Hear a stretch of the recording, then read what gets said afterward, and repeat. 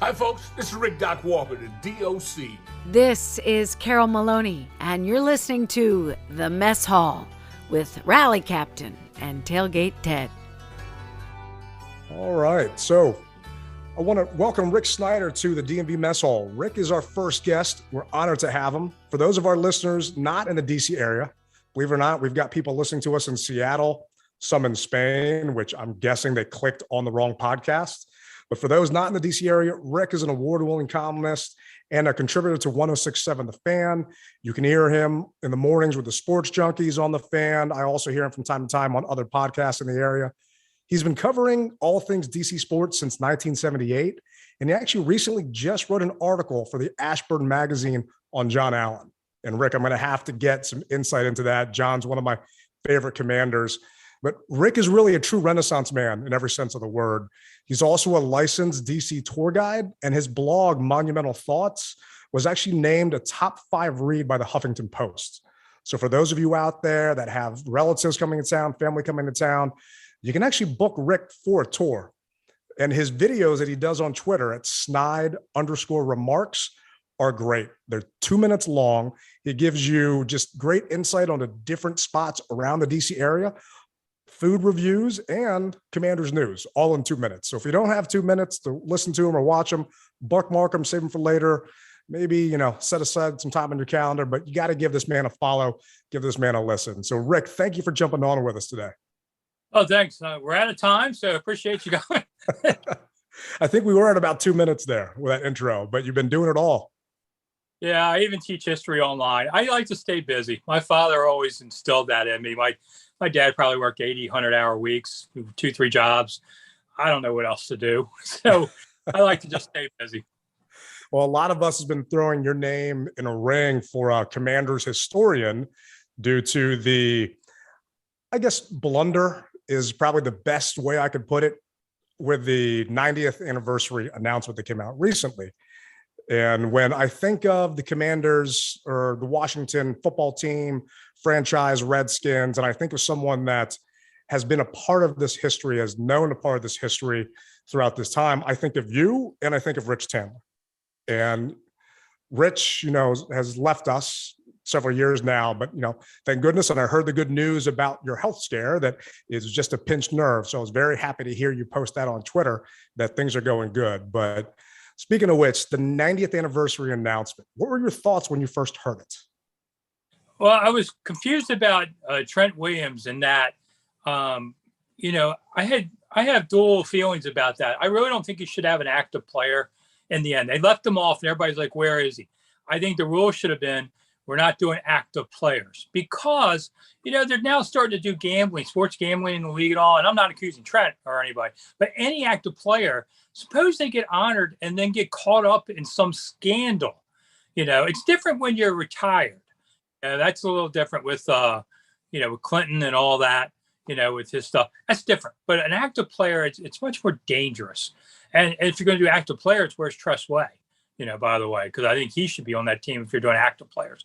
I just don't think they should. But I thought they handled it wrong. They once again did a ready, fire, aim approach to things where they did it before really thinking about it. And when they added Trent, they added RG3. What's that about? I loved RG3's year. 2012 was magical. I had never seen a player come into the league with that type of just eruption of fans and teammates. Veterans don't usually gravitate to rookies. They did that year. And I was like, but it was 1 year. I'm sorry. It's not a career on that. So I just think it was not handled as well. And if you're going to add 10 guys, they did add a few that were in the past because this past year 10 years hasn't been very good. I was like, can you find 10 guys in 10 years? Kinda. But I think it just wasn't handled as well as it should have been, as we've often seen. We said fire everybody there, and so they did, and so no one knows anything about the past, and that's a shame. It shows up in the weirdest times. It does. And for those that don't know, the Commanders came out on July 9th, which was the birthday of the franchise, and they allowed fans to vote on different players throughout the history. And some of those players are more recent, like a Chris Cooley, a Santana Moss. and some are a little bit older, like a Chip Lowmiller, and there's actually a Larry Peccatello, who was a defensive coordinator. But there were some notable names that were left off the list originally, and one of them being Trent Williams. No one understood why he was left off that list. Well, for people that are timestamping this, it's Tuesday, July 12th. Trent was actually added to the list after the fact, after the weekend, because so many fans, including myself, were frustrated. So this list is not valid if you don't have one of the best left tackles, short of an actual Hog member, on one of your greatest all-time players. So the team rectified that. You can now vote Trent in. And like you said, you can also vote for RG3, who was left off that list. And I agree with you, Rick. I don't think Robert should be on it. He had one electrifying year, but 1 year a career does not make. And the other problem now is I think that you messed up the vote, because you had, I don't know how many people voted before you added Trent, but maybe they would have voted for Trent and they wouldn't have voted for someone else. You've skewed the vote, and you need to say, hit delete. Everything before today is not counted because it's tainted. You now didn't, those however many people didn't vote for Trent, and maybe they voted for so-and-so who will make the team that they wouldn't have voted for otherwise. So it's an apples and oranges thing on the vote. Trent will have a lot less votes because I don't know what the surge was. They don't tell us. Maybe only 30 people voted and it doesn't matter. Maybe 3,000 people voted and it does matter. And that's something that wasn't thought of as they went to this. Okay, well, Adam, too late, dude. You've already started a vote.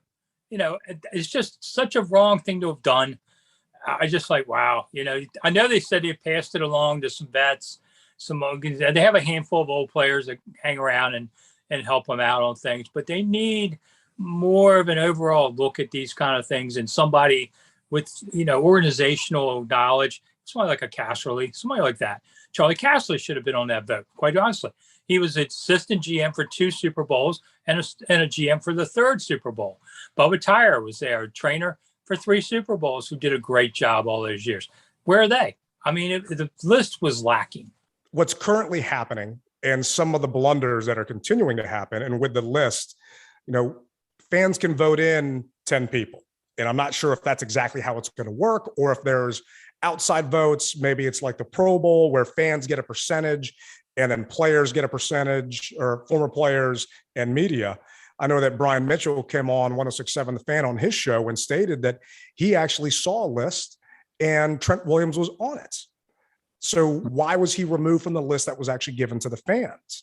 None of that really makes any sense. And if the team has a rhyme or reason, they don't like to let the cat out the bag when nothing negative can come out of that. I don't understand. And why would you only come up with 17 names if you can vote in 10?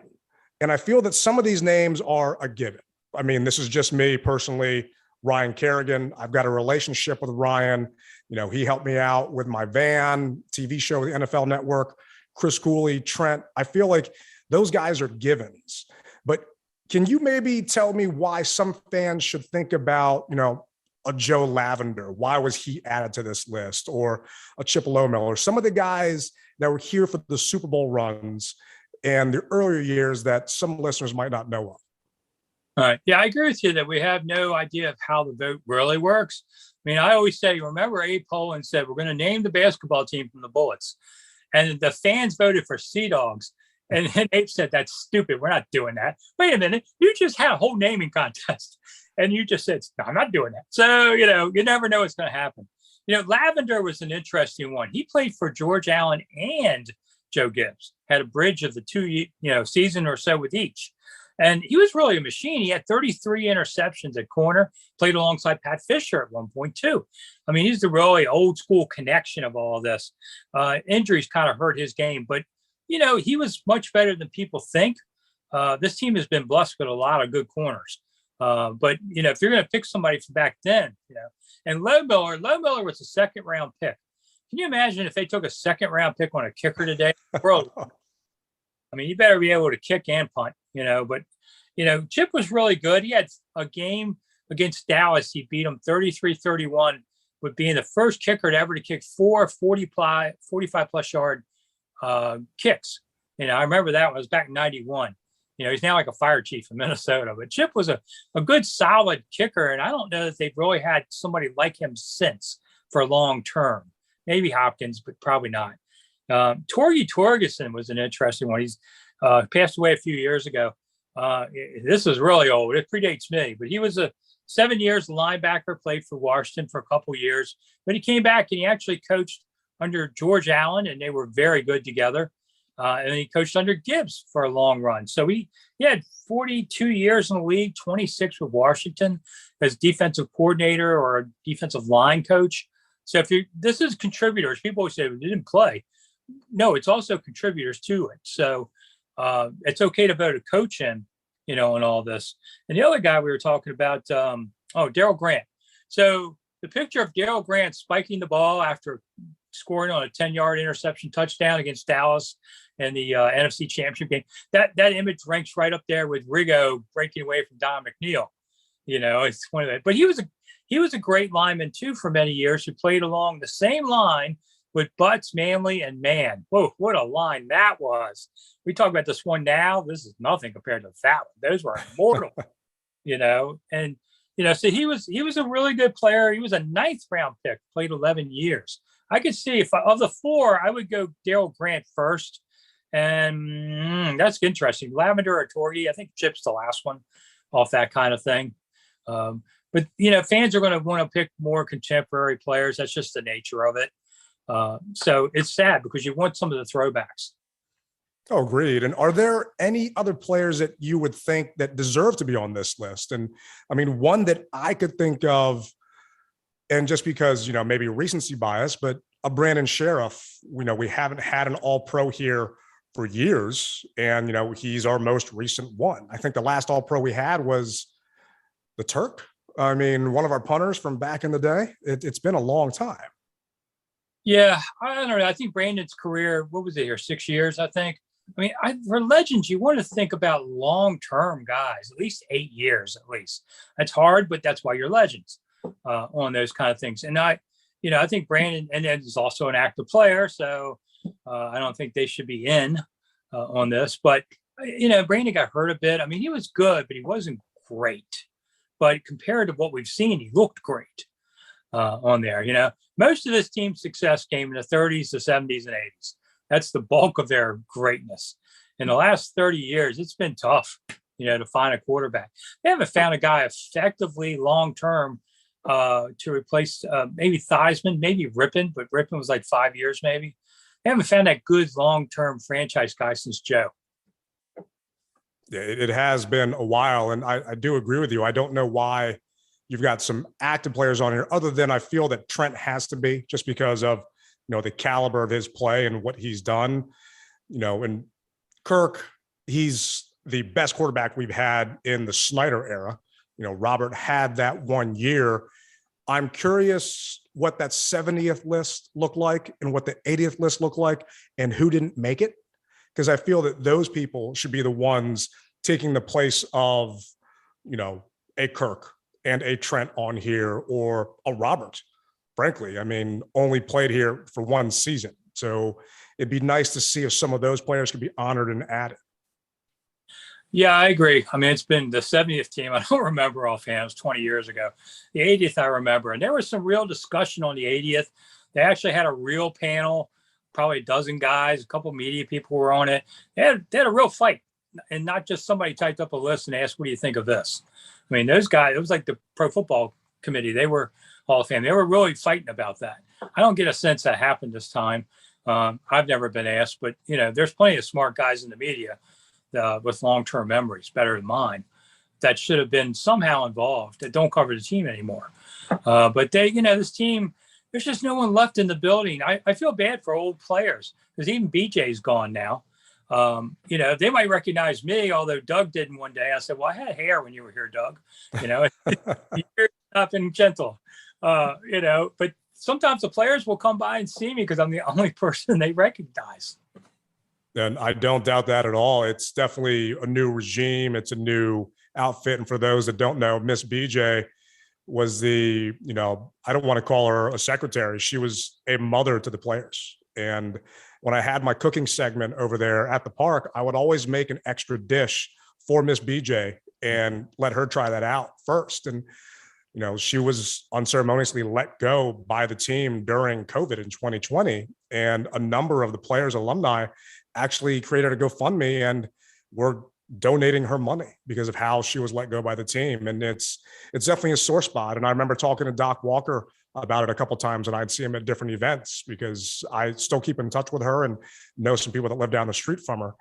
And it's just different things like that the franchise does that don't make a lot of sense. And there's a lot of things that some fans don't know and understand. But speaking of things that don't make sense, hearing that Joe Jacoby made the semifinalist list for the Pro Football Hall of Fame selection, what are your thoughts on Jake's chances? Well, now he's a senior committee pick, so different people are now picking. Because I asked one of the Hall of Fame voters among the media, why isn't Joe in?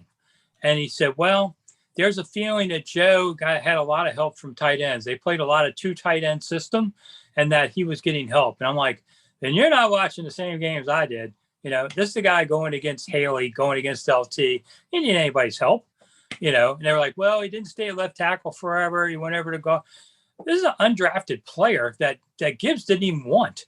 Gibbs said to Beathard, what am I supposed to do with this guy? He says, you're going to play him. That's what you're going to do. I like the checks and balances of the old days. That was a perfect GM coach thing. Not one guy has all the power. And Jacoby was a good reason for that. And they just said that they felt that he didn't do it all himself. And I just thought, you're all stupid because, yes, he did. And ask LT or these guys. They'll tell you the same thing.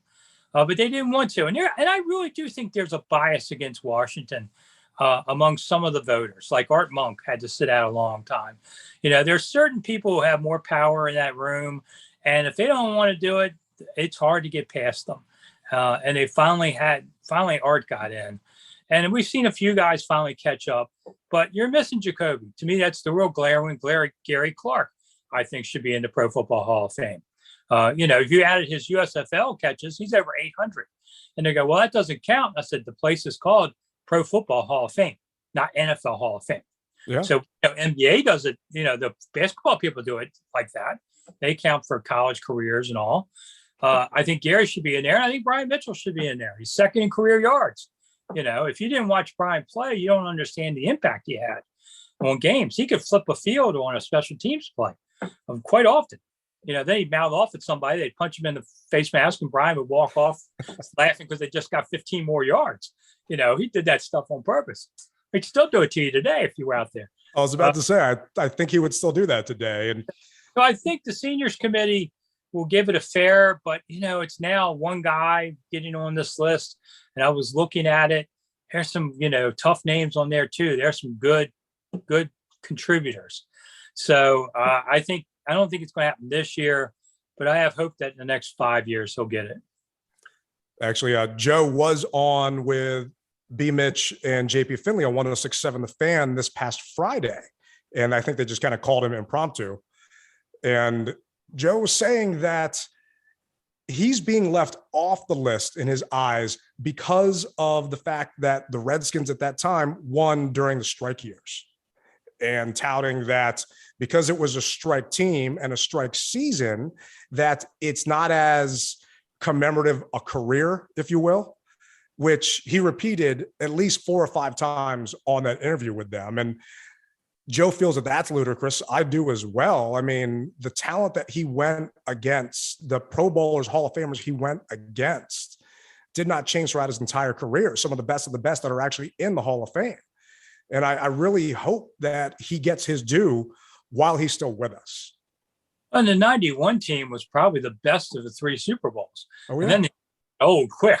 But, what are you going to say about that? They could have gone undefeated if they'd really tried. They lost a couple games by a point. They could have been unbeaten. And, the 87 team, they rolled over Denver, that 35-point quarter. They just basically told Timmy Smith, Jacoby yelled at him in the huddle and said, don't screw this up or we're going to kill you. And just said, follow us. And they scored 35 points in a quarter. So, Joe is to me, this is a cry against, it's bias, I think, in a lot of respects. And I just don't think it's fair. I mean, how many guys in Pittsburgh got in, that was great teams too, but I think there's some Pittsburgh guys that, they just carried the wave of them in there, or Dallas. Washington doesn't get that for some reason. And I know it's up to the team, or it's a responsibility of the team to kind of make the campaign for the alumni to get in. And I don't believe Art Monk really cared to do that or try and have that done. I think that's why it took so many years for him to actually get in. And finally, some people from the organization at that time kind of picked up the torch and tried to have that happen. I would love to know, and this isn't a question for you, I would love to talk to, Tim Hightower, who is in charge of the alumni now. What are they doing to try and help get Joe Jacoby in, to try and help get Brian Mitchell in and a Gary Clark? Because Gary is now active and around more. And Tim Hightower has done a great job getting former alumni involved with the actual current team. So I'd love to know, is there anything that's being done behind the scenes that we don't know about to try and help get these guys the recognition they deserve? Well, it comes down a lot to who is the team's presenter, and it has been Jared Bell in recent years. I don't know if Jared's going to do it this year or not. I mean, the team pivoted to Larry Michael, which I was against the team representative doing it, because it's always been media who don't have quite the same biases that a team employee might. But what you have to do, David Elfman, my old partner at the Times, was the presenter for a lot of years, including Monk. And you have to go into that room like you're ready to defend your PhD thesis. You have to go in there and prove it. You just can't be lukewarm. If you're okay with a guy, because I've had other presenters tell me this, listen, if you can't sell it, it ain't happening. You've got to be there. And Dave really did push it hard. You've got to have not only your stats, but you've got to have your anecdotes, and you've got to have everything.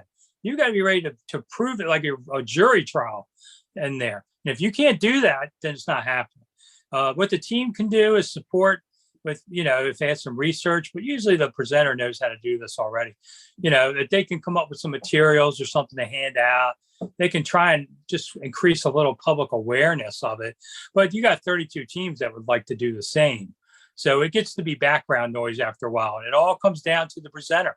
And if that guy can give that speech and win that jury, then it happens. But anything short of that won't happen unless the guy is a no-brainer, like LT. LT said, "Screw you guys. I don't care if you vote me in or not." I would have said, "Okay, not."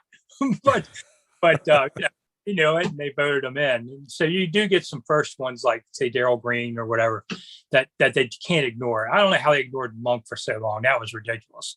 But it's all about the presenter, and that's why it's important to have the right guy.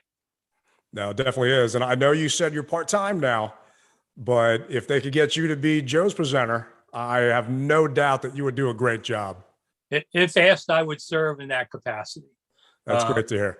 But it's really up to Jared to decide if he wants to continue or not. And if not, I'm getting old. So I'm not looking for a full-time job like some of you people out there say I should be team historian. Nah, but, I do have a new book coming out this fall. So history, the 100 things Commanders fans should know and do before they die. I had the Redskins version 8 years ago now. And the publisher came to me in the off season and said, "Let's change it to Commanders. We'll put a new helmet on it." And all. I said, "Yeah, but what else are we going to do?" And we rewrote. I took 5 old chapters out and put 5 new ones in, things like Alex Smith and what happened to him, and things like that, Rivera. So it does have 5 new chapters, and I went back and updated all the charts and stories and all, but it's still Redskins centric. So if you bought the old one, thank you.